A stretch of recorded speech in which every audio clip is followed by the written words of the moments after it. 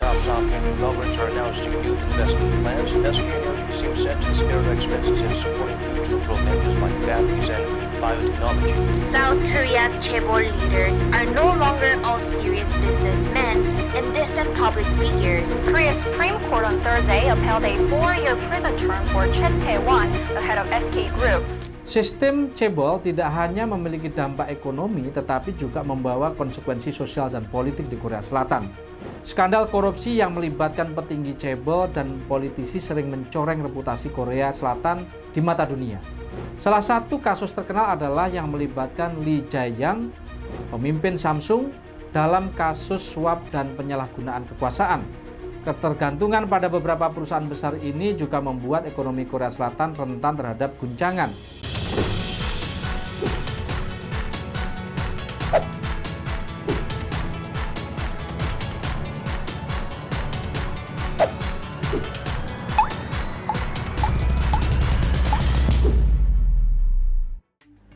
Korea Selatan merupakan negara maju di kawasan Asia.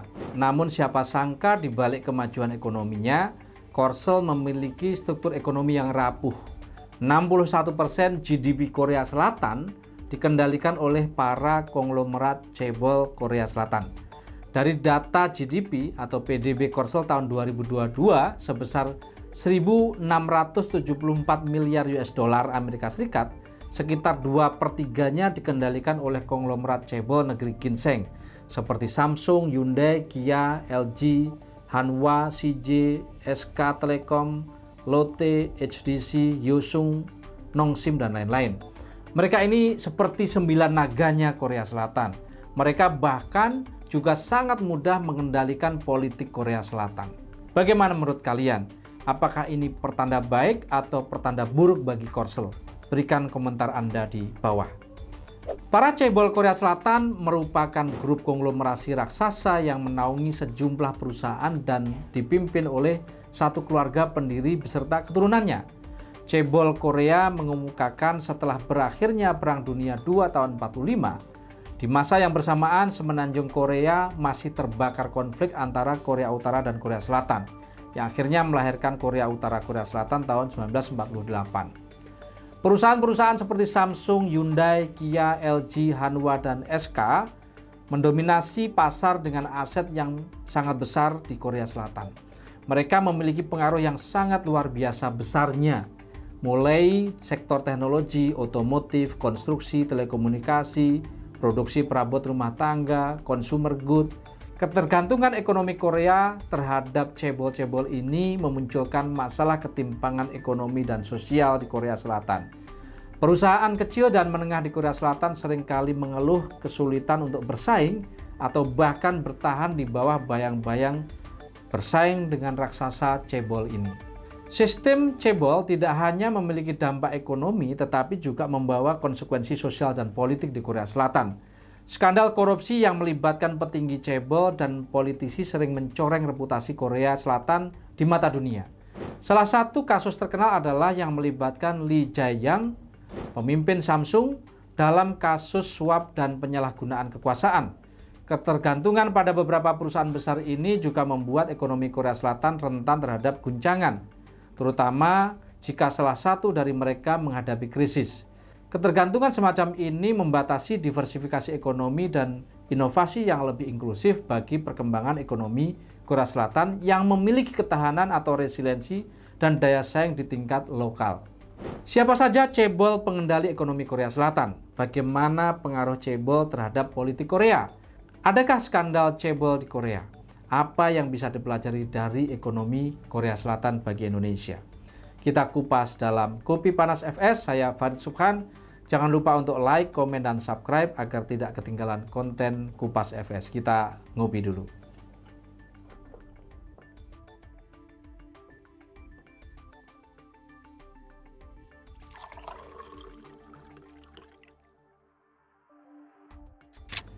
Konglomerasi chaebol Korea. Pada tahun 2023, data kekayaan keluarga chaebol pengendali ekonomi Korea Selatan dapat disajikan.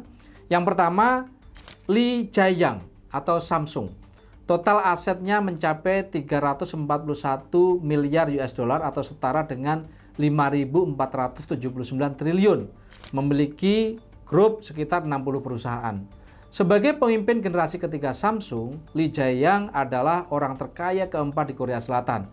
Grup ini mengumumkan rencana investasi sebesar 356 miliar US dollar hingga 2026 mendatang, meningkat 30% dibandingkan 5 tahun sebelumnya.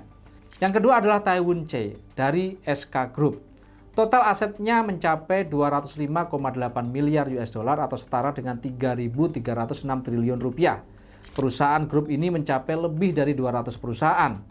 Tae-woon Chae telah memimpin SK Group selama 27 tahun terakhir, menggeser Hyundai sebagai konglomerat terbesar kedua di Korea pada tahun 2021. SK Group masuk daftar Times 100 Most Influential Companies 2023. Grup ini mencatat pendapatan tahunan global gabungan sebesar 139 miliar US dollar. Yang ketiga adalah Yoo Sun Chung dari Hyundai Motor Group. Total asetnya mencapai 181,7 miliar US dollar, setara dengan 2.919 triliun rupiah. Perusahaan dalam grup ini mencapai 57 perusahaan. Dia mematok target ambisius untuk menguasai lebih dari 12% pasar global electric vehicle atau mobil baterai pada tahun 2030. Investasi sebesar 85 miliar US dollar selama dekade berikutnya termasuk 28 miliar dolar untuk elektrifikasi yang diumumkan baru-baru ini. Yang keempat adalah Ko Kwang-mo dari LG Corporation. Total asetnya mencapai 118,1 miliar US dollar atau setara dengan 1.897 triliun rupiah. Perusahaan yang terkait mencapai 73 perusahaan. Pada usia 41 tahun, pewaris generasi keempat Ko Kwang-mo menjadi ketua konglomerat besar termuda di Korea. Kekayaannya diperkirakan mencapai 1,9 miliar US dollar menurut Forbes. Yang kelima adalah Dong Bin Shin dari Lotte Corporation. Total asetnya mencapai 87,7 miliar US dollar atau setara dengan 1.409 triliun rupiah. Perusahaan dalam grup ini mencapai 85 perusahaan. Dia menerima berbagai penghargaan termasuk Officier de la Légion d'Honneur dan CBE. Kekayaan bersihnya diperkirakan mencapai 870 juta US dollar. Yang keenam adalah Jeong Woo Choi dari POSCO Holding. Total kekayaannya mencapai 67,9 miliar US dollar atau setara 1.091 triliun rupiah. Perusahaan dalam grup dia mencapai 38 perusahaan. Jeong Woo Choi adalah CEO ke-9 dalam sejarah 50 tahun POSCO. Dia dikenal sebagai pemimpin transformatif, menciptakan kinerja yang terbaik sejak perusahaan ini didirikan pada tahun 1968 silam. Yang ketujuh adalah Kim Seong Yoon dari Hanwha Group. Total asetnya mencapai 56,7 miliar US dollar atau setara 911 triliun rupiah. Perusahaan dalam grup ini mencapai 91 perusahaan. Kim memimpin Hanwha dari 1980, mengembangkannya menjadi konglomerat Fortune Global 500. Total asetnya meningkat signifikan dari 754,8 miliar won menjadi lebih dari 217 triliun won saat ini. Yang kedelapan adalah Hu Tae-soo dari GS Group. Total asetnya mencapai 54,1 miliar atau setara dengan 869 triliun rupiah. Perusahaan dalam grup ini jumlahnya mencapai 93. Hu Tae-soo memimpin GS Group sejak 2020, mengawasi transformasi besar dalam bidang energi, retail, dan konstruksi. Yang kesembilan adalah Chung Ki-sun dari HD Hyundai. Total asetnya mencapai 53,1 miliar atau setara 853 triliun rupiah. Dalam grup ini terdapat 36 perusahaan. Chung Ki-sun mengarahkan Hyundai ke teknologi maritim hijau dan fokus pada Ocean Transformation yang mencakup solusi digital dan ekosistem energi laut. Yang ke-10 adalah Lee Sung-yi dari Nonghyuk. Total asetnya mencapai 47,2 miliar US dollar atau setara 759 triliun rupiah. Perusahaan dalam grup ini mencapai 53. Lee memimpin federasi pertanian terbesar di Korea Selatan dengan 2,3 juta anggota. Nonghyuk menjadi salah satu dari 10 koperasi terbesar di dunia. Lee juga mendapatkan penghargaan dari pemerintah Prancis atas kontribusinya dalam pengembangan pembangunan sektor pertanian di Korea Selatan.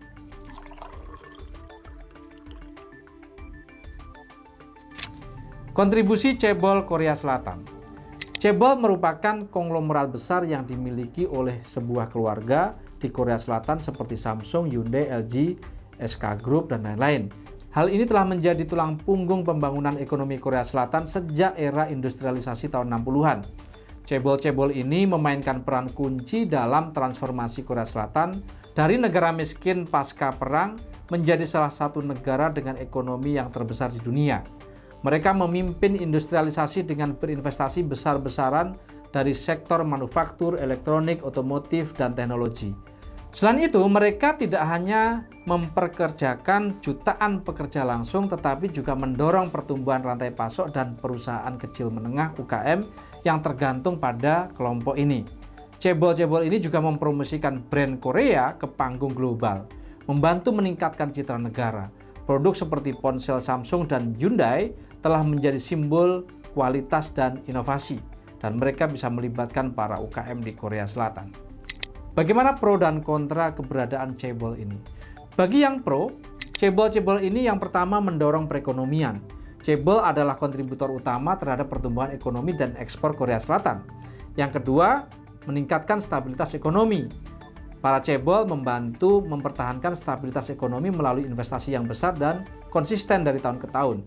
Yang ketiga adalah inovasi teknologi.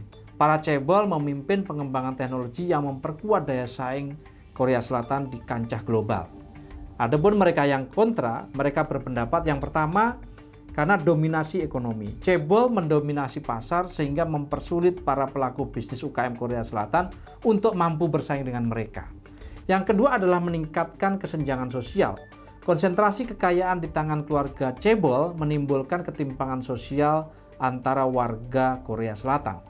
Yang ketiga adalah korupsi dan nepotisme.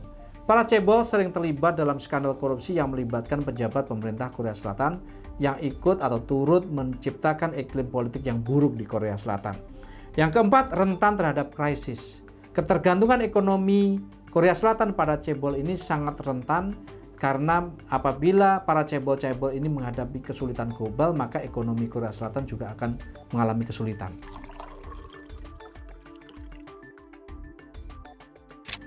Chaebol dan ekonomi Korea Selatan.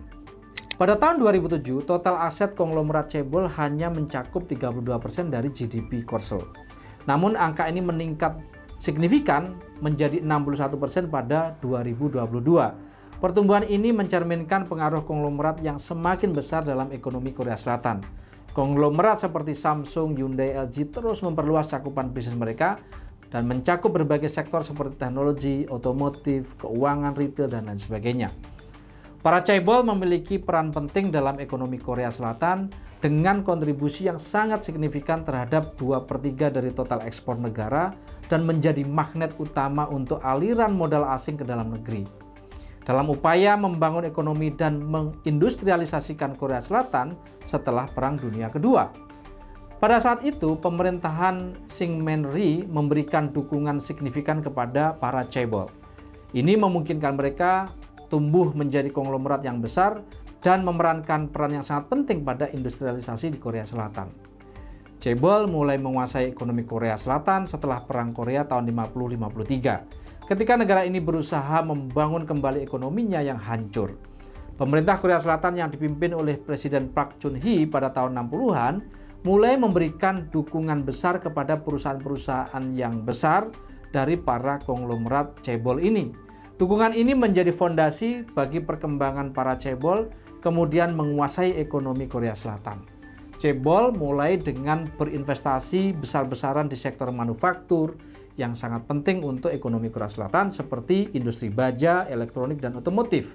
Mereka membangun pabrik yang besar dan memproduksi barang-barang yang dibutuhkan dalam pasar domestik maupun pasar global. Para Chaebol mengutamakan riset dan pengembangan untuk menciptakan produk-produk inovatif yang dapat bersaing di pasar internasional. Samsung dan LG misalnya menjadi pionir dalam industri semikonduktor dan perangkat elektronik. Chaebol memainkan peran vital dalam pembangunan ekonomi Korea Selatan, terutama sejak 1960-an. Mereka berkembang berkat dukungan pemerintah dalam bentuk subsidi, perlindungan pasar, dan kebijakan yang mendukung industrialisasi. Namun hubungan yang erat dengan politik terutama pada pemerintah otoriter seperti era pemerintahan Park Chung-hee, menciptakan ketergantungan para chaebol dan pemerintah yang berdampak pada peningkatan kesenjangan sosial, meningkatnya korupsi dan ketidakadilan. Kini, meskipun pemerintah telah melakukan reformasi, pengaruh chaebol terhadap perekonomian dan politik Korea Selatan tetaplah besar.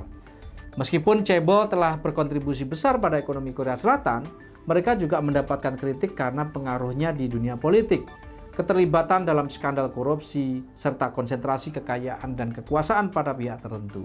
Debat mengenai reformasi chaebol berjalan lambat dan tidak efektif, dengan upaya seperti promosi pertumbuhan startup, namun upaya tersebut gagal memberikan hasil yang signifikan dalam mengurangi pengaruh chaebol di Korea Selatan. Chaebol-chaebol ini juga ditengarai mengkonsentrasikan kekuatan politik di tangan keluarga-keluarga pemimpin daripada memaksimalkan keuntungan, merugikan usaha kecil dan menengah dengan kebijakannya, serta mengecualikan perempuan-perempuan dalam suara-suara yang divergen dari manajemen perusahaan-perusahaan yang tergabung dalam grup chaebol. Dukungan pemerintah terhadap chaebol dikritik karena mencekik kreativitas dan inovasi terutama industri kecil dan menengah.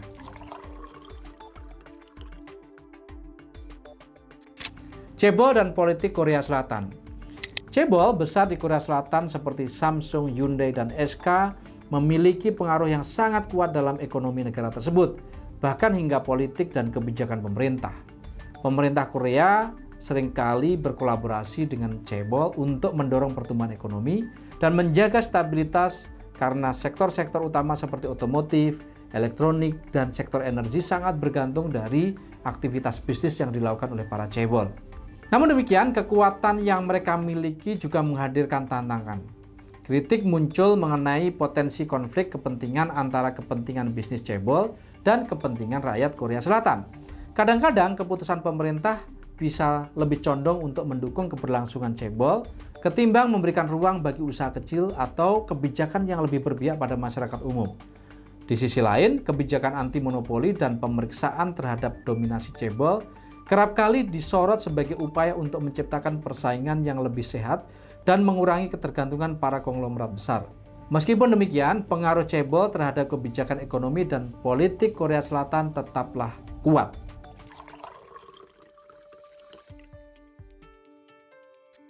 Jika chaebol Korea Selatan tumbang.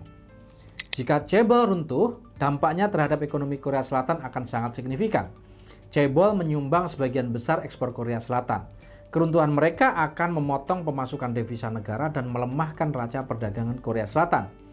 Sebagai penyedia lapangan kerja utama, kejatuhan chaebol akan menyebabkan lonjakan pengangguran, baik langsung maupun tidak langsung, serta akibatnya runtuhnya rantai pasok antara Korea Selatan dan negara-negara mitranya. Investor global melihat chaebol sebagai pilar ekonomi Korea Selatan. Apabila mereka runtuh akan merusak kepercayaan investor, menyebabkan penurunan investasi asing. Selain itu, chaebol memiliki hubungan erat dengan sektor keuangan Korea Selatan. Jika mereka gagal, perbankan, industri keuangan yang bergantung pada aktivitas bisnis mereka akan terdampak dan berpotensi menyebabkan krisis keuangan Korea Selatan. Meski chaebol menjadi motor utama pembangunan Korea Selatan, selama dekade terakhir banyak pihak mulai menyerukan reformasi untuk menciptakan ekosistem bisnis yang lebih adil dan berkelanjutan di Korea Selatan. Pemerintah telah mencoba menyeimbangkan pengaruh dengan mendorong pertumbuhan startup teknologi dan sektor kreatif. Namun jalan menuju reformasi ini tidaklah mudah, mengingat para pengusaha chaebol memiliki pengaruh besar dalam membuat kebijakan pada politik Korea Selatan. Masa depan ekonomi Korea Selatan akan sangat bergantung pada kemampuan negara ini untuk mengatasi ketimpangan dan membangun sistem yang lebih inklusif tanpa kehilangan daya saing globalnya. Skandal chaebol di Korea Selatan.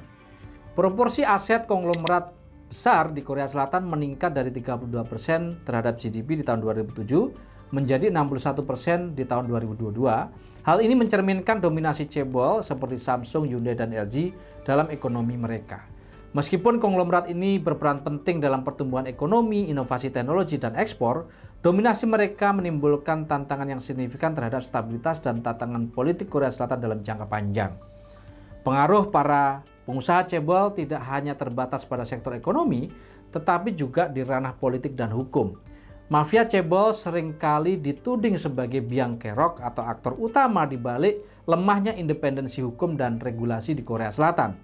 Dengan kekuatan finansial yang luar biasa, mereka diduga mampu membeli dan mempengaruhi hukum dan politik serta melalui lobby intensif, donasi kampanye, atau bahkan skandal korupsi tingkat tinggi. Hal ini terlihat dari beberapa kasus besar seperti mantan Presiden Korea Selatan yang terlibat skandal dengan cebol, yang menggarisbawahi bagaimana kekuasaan ekonomi dapat mengaburkan batas antara bisnis dan politik di pemerintahan. Secara ekonomi, dominasi cebol juga menciptakan dualitas. Di satu sisi, mendorong pertumbuhan melalui investasi yang besar-besaran dan juga inovasi. Namun di sisi lain, ketergantungan yang terlalu besar terhadap konglomerat ini menciptakan risiko konsentrasi ekonomi yang dapat mengguncang stabilitas nasional jika salah satu dari mereka menghadapi krisis. Selain itu, dominasi cebol sering dianggap menghambat pengembangan bisnis kecil dan menengah, memperbesar ketimpangan ekonomi, dan melemahkan kompetisi pasar yang sehat. Untuk mempertahankan pertumbuhan ekonomi yang stabil dan inklusif, Korea Selatan harus memperkuat aturan hukum, memastikan transparansi politik, dan menciptakan ekosistem ekonomi yang lebih seimbang. Para cebol besar seperti Samsung, LG telah mendominasi sektor teknologi global, khususnya dalam industri elektronik. Samsung adalah salah satu pemain utama dalam pasar semikonduktor, layar OLED, dan perangkat mobile, sementara LG terkenal dengan inovasinya di bidang elektronik dan juga teknologi display. Keberhasilan mereka dalam sektor teknologi tidak hanya memberikan keuntungan besar bagi cebol sendiri, tetapi juga berkontribusi pada pertumbuhan ekonomi Korea Selatan secara keseluruhan. Kedua perusahaan ini terus berinovasi menciptakan produk-produk yang mendominasi pasar global. Samsung misalnya menjadi pemimpin pasar dalam smartphone dan televisi. Kemudian LG juga mendominasi pasar televisi OLED dan solusi teknologi smart home. Investasi mereka dalam penelitian dan pengembangan atau R&D serta keberhasilan dalam komersialisasi inovasi teknologi telah mengubah Korea Selatan sebagai kekuatan besar dalam industri teknologi global. Namun, dominasi cebol ini juga berarti bahwa sektor teknologi Korea sangat terfokus pada beberapa pemain besar, sehingga menimbulkan pertanyaan mengenai keberagaman dan peluang bagi pengusaha kecil serta startup untuk bersaing di tingkat global yang dikuasai oleh para cebol. Pelajaran konglomerasi Korea Selatan. Kita dapat mengambil pelajaran positif dari konglomerasi di Korea Selatan ini. Yang pertama, pembangunan ekonomi yang pesat. Para cebol Korea Selatan membantu negara untuk berkembang menjadi salah satu negara dengan perekonomian terbesar di dunia dalam waktu yang relatif singkat. Yang kedua adalah diversifikasi usaha. Cebol dikenal karena melakukan diversifikasi usaha yang luas. Perusahaan besar seperti Samsung, Hyundai, dan LG memiliki berbagai sektor bisnis yang saling terkait mulai dari elektronik, otomotif, energi, hingga perbankan. Yang ketiga, fokus pada riset dan inovasi. Para cebol berinvestasi besar-besaran dalam riset dan pengembangan untuk menciptakan produk-produk yang inovatif, seperti Samsung yang menjadi pemimpin industri semikonduktor dan juga LG yang menjadi pemimpin di sektor televisi dan layar LCD atau OLED. Yang keempat adalah pengembangan infrastruktur. Para cebol seringkali bekerja sama dengan pemerintah dalam pembangunan infrastruktur yang mendukung sektor manufaktur dan juga ekspor nasional Korea Selatan. Namun demikian, ada pelajaran buruk dari konglomerasi para cebol ini.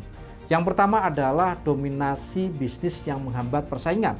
Salah satu masalah terbesar yang muncul dari model cebol adalah dominasi pasar oleh segelintir konglomerat yang bisa menghambat persaingan yang sehat di dalam negeri. Dalam kasus ini, perusahaan kecil dan menengah sulit berkembang karena terhalang oleh kekuatan bisnis yang besar yang mendominasi persaingan pasar. Yang kedua adalah pemerintah yang memihak pada konglomerat. Di masa awal, cebol sangat tergantung pada dukungan pemerintah, baik dalam bentuk subsidi, kebijakan proteksi, maupun akses ke sumber daya dan juga akses kepada pasar.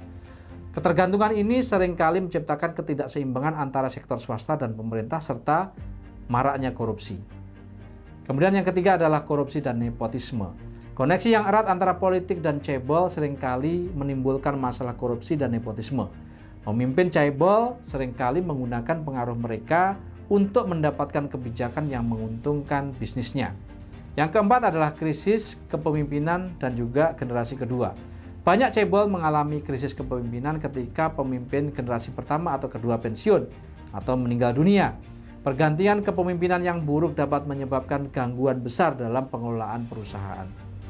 Pelajaran bagi bangsa Indonesia. Yang pertama, mendorong diversifikasi dan inovasi.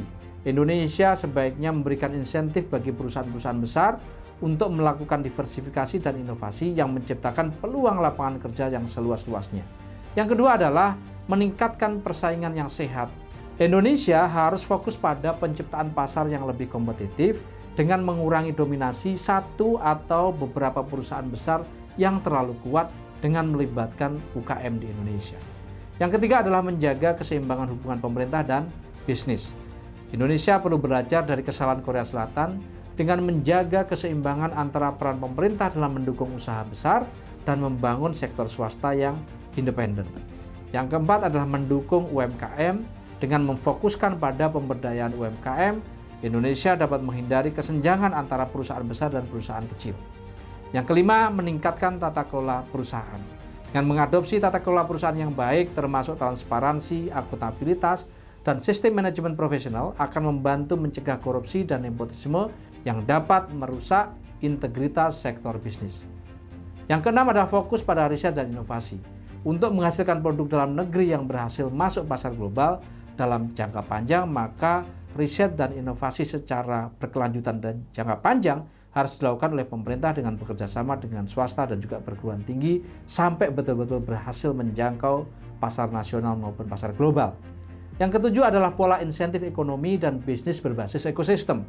Baik perusahaan besar dan kecil diberikan insentif sesuai dengan kebutuhan untuk membangun ekonomi Indonesia dalam jangka panjang.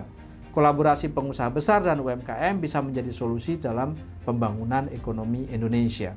Bagaimana menurut kalian? Apakah model konglomerasi ala chaebol Korea Selatan ini harus ditiru Indonesia atau sebaiknya kita jauh-jauh dari konsep itu? Ayo berikan pendapat kalian dengan komen di bawah. Jangan lupa untuk like, subscribe untuk mendukung konten Kupas FS. Sampai berjumpa kembali pada program Kupas FS yang akan datang. Saya Farid Subhan, salam miracle.